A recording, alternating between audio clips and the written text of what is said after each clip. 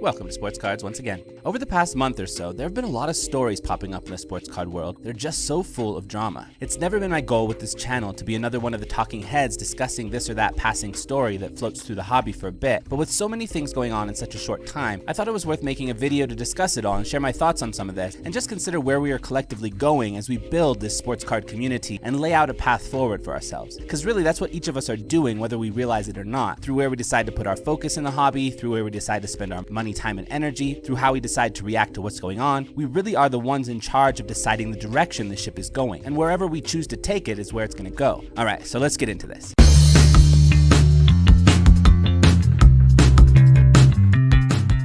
Now let's just do a quick recap of some of the drama stories that have popped up recently in the sports card world. I'm not going to go deep into any of these stories since you can find out more in-depth stuff about any of them easily if you're interested to do so, but let's just recap them briefly here and in no particular order. Story 1.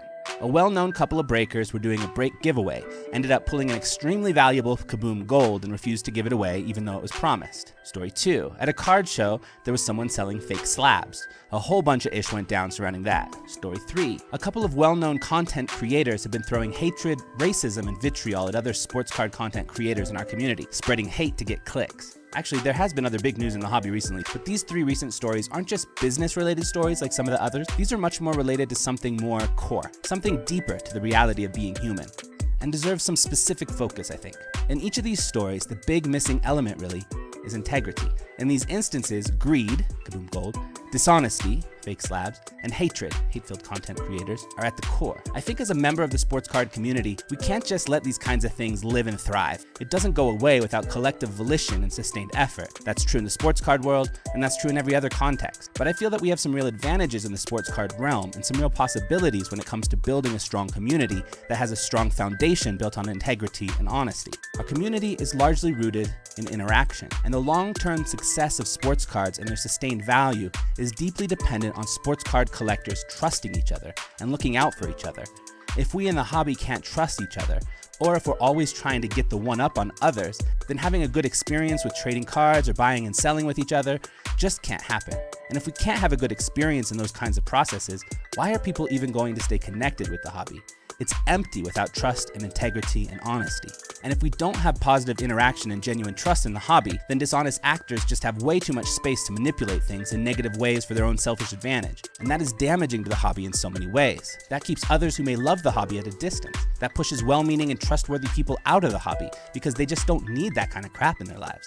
That creates an environment of suspicion where people feel the need to question the truthfulness and sincerity of what others are saying. And it creates an environment where hate can thrive. That's not what we want. But if we do nothing to work towards building a stronger foundation, those are the kinds of elements that will make their way into the hobby, as can be seen from all this recent drama.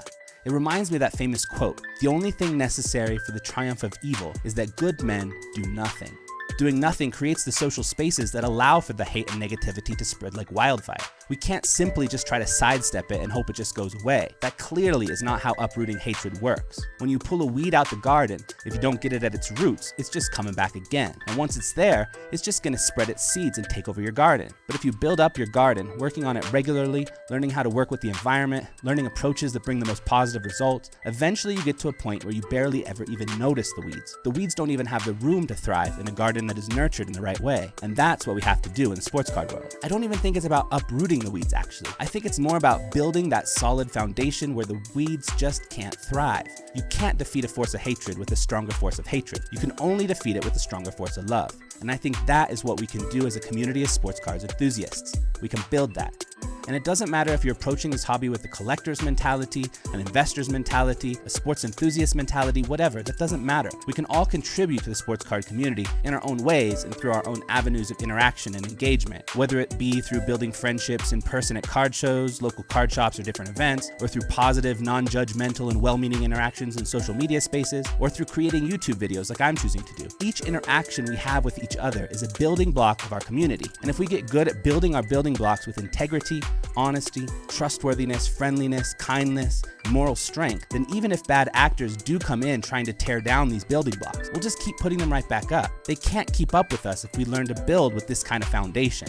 The force of love is way more powerful than the force of hate. But if we do nothing, those building blocks just get torn down piece by piece. The only thing necessary for the triumph of evil is that good men do nothing.